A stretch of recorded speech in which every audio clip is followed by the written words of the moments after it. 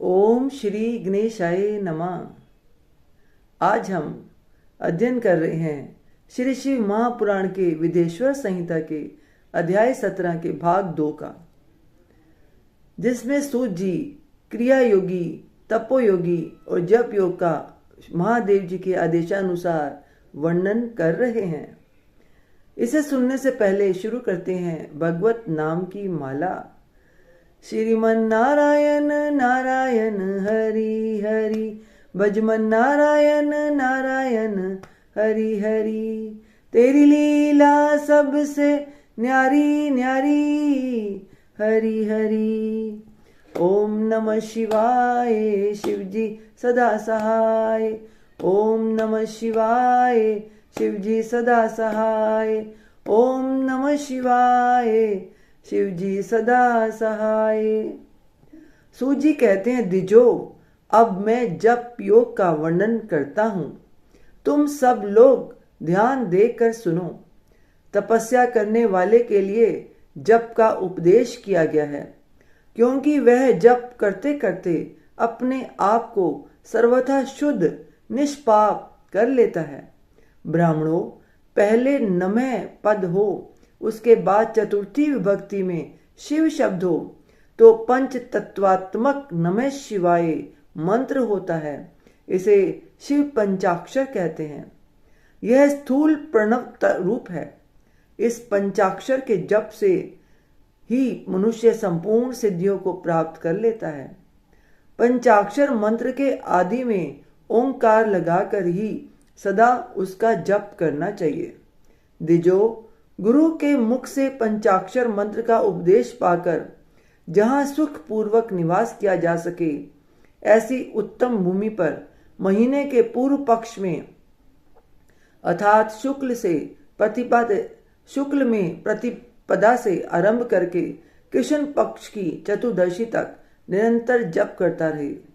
माघ और भादो के महीने अपना विशिष्ट महत्व रखते हैं। यह समय सब समयों से उत्तमोत्तम माना गया है। साधक को चाहिए कि वह प्रतिदिन एक बार परिमित भोजन करे, मौन रहे, इंद्रियों को वश में रखे, अपने स्वामी एवं माता पिता की नित्य सेवा करे। इस नियम से रहकर जप करने वाला पुरुष 1 सहस्त्र जप से ही शुद्ध हो जाता है, अन्यथा वह ऋणी होता है। भगवान शिव का निरंतर चिंतन करते हुए पंचाक्षर मंत्र का 5 लाख जप करें।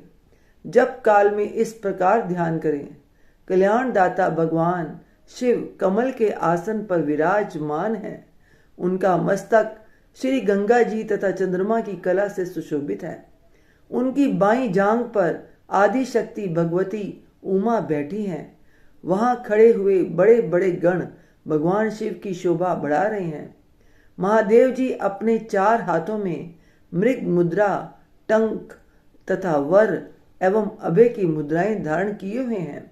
इस प्रकार सदा सब पर अनुग्रह करने वाले भगवान सदाशिव का बारंबार स्मरण करते हुए हृदय अथवा सूर्य मंडल में पहले उनकी मानसिक पूजा करके फिर पूर्वाभिमुख हो पूर्वोक्त पंचाक्षरी विद्या का जप करें। उन दिनों साधक सदा शुद्ध कर्म ही करे और दुष्कर्म से बचा रहे।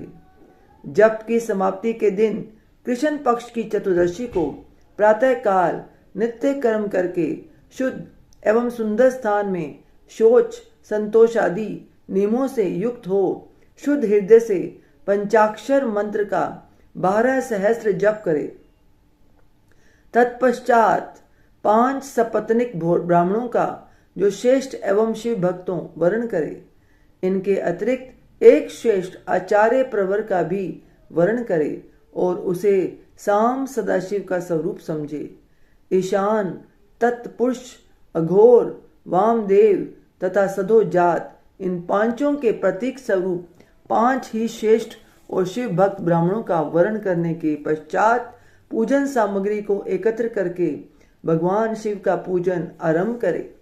विधि पूर्वक शिव की पूजा संपन्न करके होम आरंभ करे।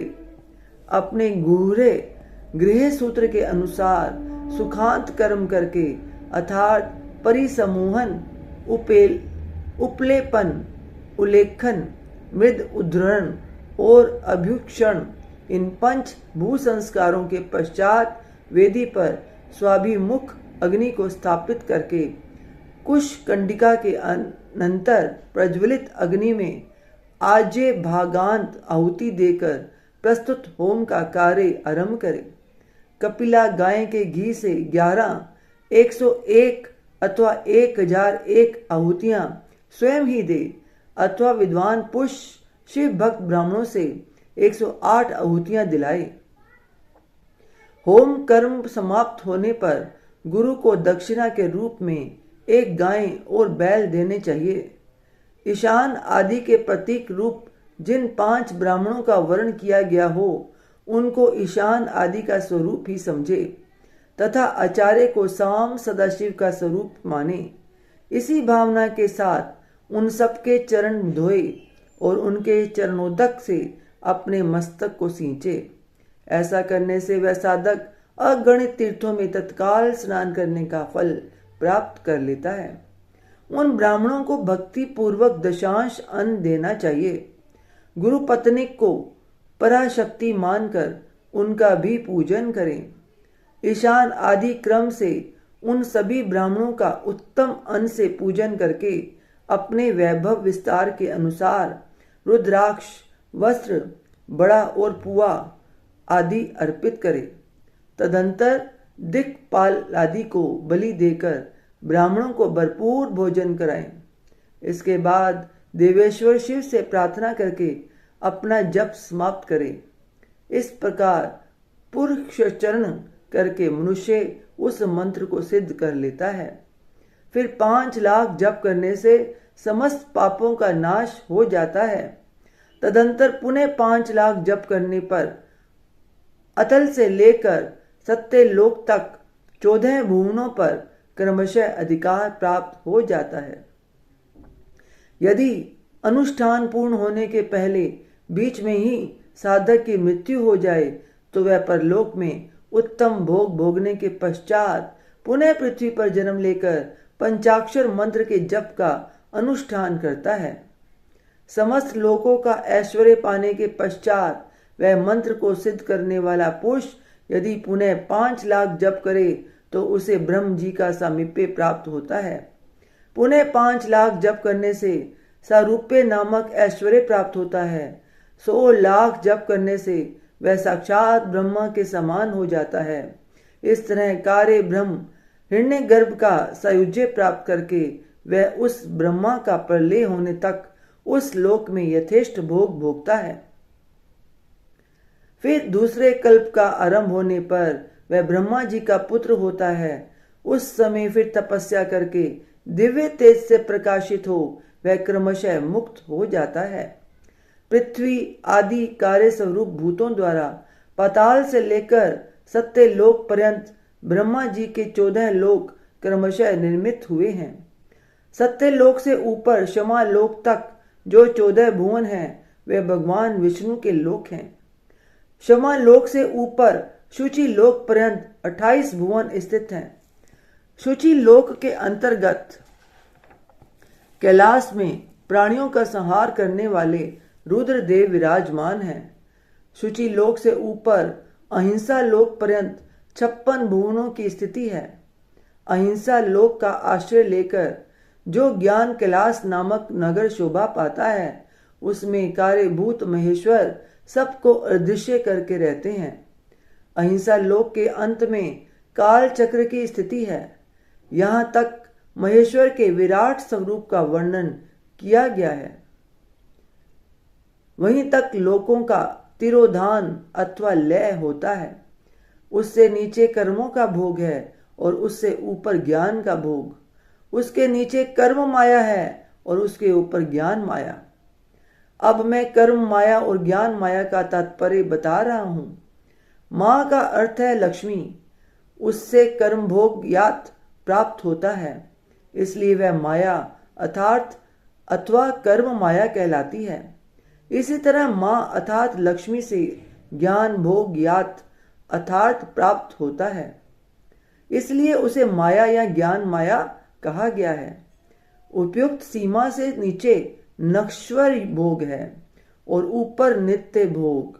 उससे नीचे ही तिरोधान अथवा लय है, ऊपर नहीं। वहां से नीचे ही कर्म में पाशों द्वारा बंधन होता है, ऊपर बंधन का सदा अभाव है। उससे नीचे ही जीव सकाम कर्मों का अनुसरण करते हुए विभिन्न लोकों और योनियों में चक्कर काटते हैं। उससे ऊपर के लोकों में निष्काम कर्म का ही भोग बतलाया गया है। बिंदु पूजा में तत्पर रहने वाले उपासक वहां से नीचे के लोकों में ही घूमते हैं। उसके ऊपर तो निष्काम भाव से शिवलिंग की पूजा करने वाले उपासक ही जाते हैं। जो एकमात्र शिव की ही उपासना में तत्पर है वे उससे ऊपर के लोकों में जाते हैं। वहां से नीचे जीव कोटि है और ऊपर ईश्वर कोटि। नीचे संसारी जीव रहते हैं और ऊपर मुक्त पुरुष। नीचे कर्म लोक है और ऊपर ज्ञान लोक। ऊपर मद और अहंकार का नाश करने वाली नम्रता है। वहां जन्म जनित तिरोधान नहीं है। उसका निवारण किए बिना वहां किसी का प्रवेश संभव नहीं है। इस प्रकार तिरोधान का निवारण करने से वहां ज्ञान शब्द का अर्थ ही प्रकाशित होता है। आदि भौतिक पूजा करने वाले लोग उससे नीचे के लोकों में ही चक्कर काटते हैं। जो आध्यात्मिक उपासना करने वाले हैं वे ही उससे ऊपर को जाते हैं। जो सत्य अहिंसा आदि धर्मों से युक्त हो भगवान शिव के पूजन में तत्पर रहते हैं वे काल चक्र को पार कर जाते हैं।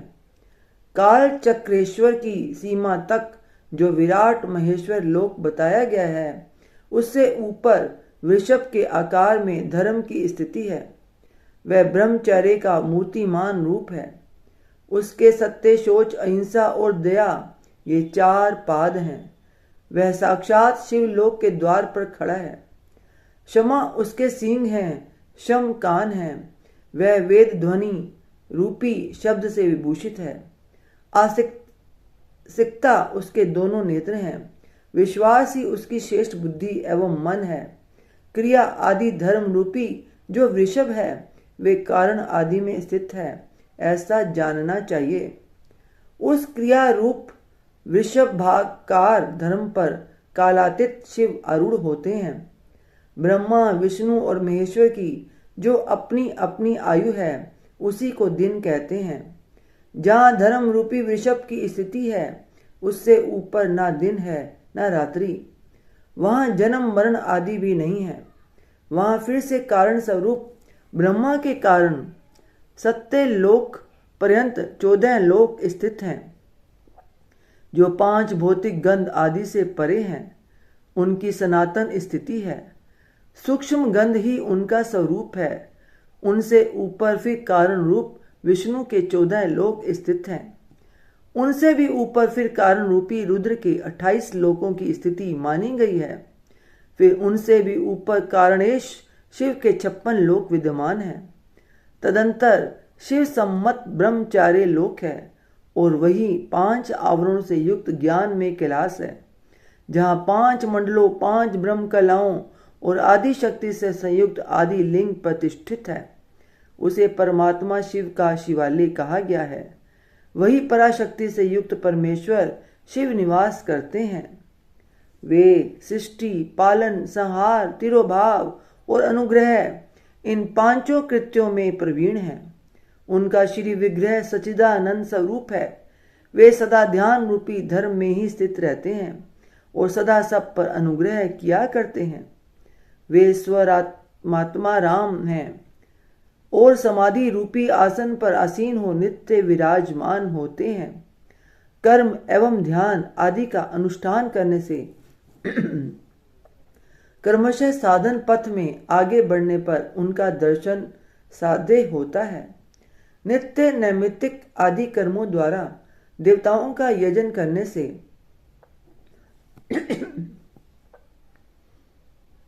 भगवान शिव के समाराधन कर्म में मन लगता है।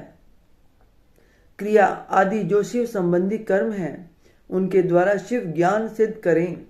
जिन्होंने शिव तत्व का साक्षात कर लिया है अथवा जिन पर शिव की कृपा दृष्टि पड़ चुकी है, वे सब मुक्त ही हैं, इसमें संशय नहीं है। आत्म स्वरूप से जो स्थिति है वही मुक्ति है। एकमात्र अपने आत्मा में रमण या आनंद का अनुभव करना ही मुक्ति का स्वरूप है। जो पुरुष क्रिया, तप, जप, ज्ञान और ध्यान रूपी धर्मों में भली भांति स्थित है, वह शिव का साक्षात करके स्वात्मारात्म स्वरूप को, मोक्ष को भी प्राप्त कर लेता है। जैसे सूर्य देव अपनी किरणों से अशुद्धि को दूर कर देते हैं, उसी प्रकार कृपा करने में कुशल भगवान शिव अपने भक्त के अज्ञान को मिटा देते हैं। अज्ञान की निवृत्ति हो जाने पर शिव ज्ञान स्वतः प्रकट हो जाता है। शिव ज्ञान से अपना विशुद्ध स्वरूप आत्मा रामत्व प्राप्त कर होता है और आत्मा रामत्व की सम्यक सिद्धि हो जाने पर मनुष्य कृतकृत्य हो जाता है। इस तरह यहाँ जो कुछ बताया गया है वह पहले मुझे गुरु परंपरा से प्राप्त हुआ था। तत्पश्चात मैंने पुनः नंदीश्वर के मुख से इस विषय को सुना था। नंदी स्थान से परे जो स्वयं वेद शिव वैभव है, उसका अनुभव केवल भगवान शिव को ही है। साक्षात शिवलोक के उस वैभव का ज्ञान सबको शिव की कृपा से ही हो सकता है, अन्यथा नहीं, ऐसा आस्तिक पुरुषों का कथन है। साधक को चाहिए कि वह 5 लाख जप करने के पश्चात भगवान शिव की प्रसन्नता के लिए महाभिषेक एवं नैवेद्य निवेदन करके शिव भक्तों का पूजन करे। भक्त की पूजा से भगवान शिव बहुत प्रसन्न होते हैं। शिव और उनके भक्त में कोई भेद नहीं है, वह साक्षात शिव स्वरूप ही है। शिव स्वरूप मंत्र को धारण करके वह शिव ही हो गया रहता है। शिव भक्त का शरीर शिव रूप ही है, अतः उसकी सेवा में तत्पर रहना चाहिए। जो शिव के भक्त हैं वे लोक और वेद की सारी क्रियाओं को जानते हैं। जो क्रमशः जितना जितना शिव मंत्र का जप कर लेता है, उसके शरीर को उतना ही उतना शिव का सामीप्य प्राप्त होता जाता है, इसमें संशय नहीं है। शिव भक्त स्त्री का रूप देवी पार्वती का ही स्वरूप है। वह जितना मंत्र जपती है उसे उतना ही देवी का सानिध्य प्राप्त होता जाता है। साधक स्वयं शिव स्वरूप होकर पराशक्ति का पूजन करे। शक्ति, वेर तथा लिंग का चित्र बनाकर अथवा मिट्टी आदि से इनकी आकृति का निर्माण करके प्राण प्रतिष्ठा पूर्वक निष्कपट भाव से इनका पूजन करें। शिवलिंग को शिव मानकर, अपने को शक्ति रूप समझकर, शक्ति लिंग को देवी मानकर और अपने को शिव रूप समझकर शिवलिंग को नाद रूप तथा शक्ति को बिंदु रूप मानकर परस्पर सटे हुए शक्ति लिंग और शिवलिंग के प्रति उप प्रधान और प्रधान की भावना रखते हुए जो शिव और शक्ति का पूजन करता है, वह मूल रूप की भावना करने के कारण शिव रूप ही है। शिव भक्त शिव मंत्र रूप होने के कारण शिव के ही स्वरूप हैं। जो 16 उपचारों से उनकी पूजा करता है उसे अभिष्ट वस्तु की प्राप्ति होती है। जो शिवलिंगोपासक शिव भक्त की सेवा आदि करके उसे आनंद प्रदान करता है, उस विद्वान पर भगवान शिव बड़े प्रसन्न होते हैं। 5, 10 या 100 सपत्निक शिव भक्तों को बुलाकर भोजन आदि के द्वारा पत्नी सहित उनका सदैव समादर करें। धन में, देह में और मंत्र में शिव भावना रखते हुए उन्हें शिव और शक्ति का स्वरूप जानकर निष्कपट भाव से उनकी पूजा करें। ऐसा करने वाला पुरुष इस भूतल पर फिर जन्म नहीं लेता। इति अध्याय 17। ओम तत्सत। श्रीमन्नारायण नारायण हरि हरि, भजमन नारायण नारायण हरि हरि। तेरी लीला सबसे न्यारी न्यारी हरि हरि। ओम नमो भगवते वासुदेवाय। ओम नमो भगवते वासुदेवाय। ओम नमो भगवते वासुदेवाय। ओम नमः शिवाय। शिवजी सदा सहाय। ओम नमः शिवाय। शिवजी सदा सहाय। ओम नमः शिवाय। शिवजी सदा सहाय। ओम नमः शिवाय। शिवजी सदा सहाय।